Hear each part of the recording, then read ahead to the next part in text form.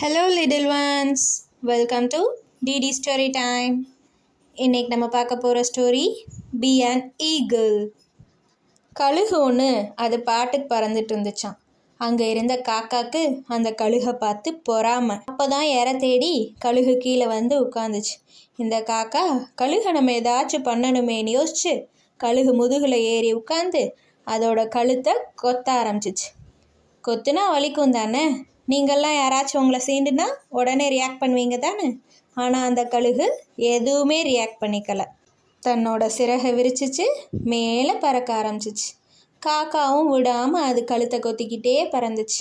உயர உயர உயர உயர பறந்துக்கிட்டே இருந்துச்சு. காக்காவால் ஒரு லிமிட்டுக்கு மேலே மூச்சை பிடிக்க முடியல. ப்ரெஷர் அதிகமாகும்ல மேலே போக போக. காக்கா மேலேருந்து கீழே விழுந்துடுச்சு.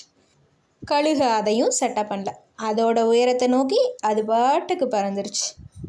சூப்பர் ஈகிளில் இந்த காக்கா மாதிரி நம்ம லைஃப்லேயும் சின்ன சின்ன சேலஞ்சஸ், நிறைய நெகட்டிவிட்டிஸ் எல்லாம் வரும்.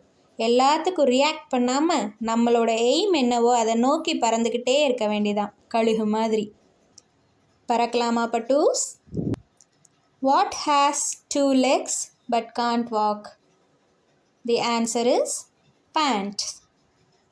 Today's question: I always follow my brother, but you can't see me, only him.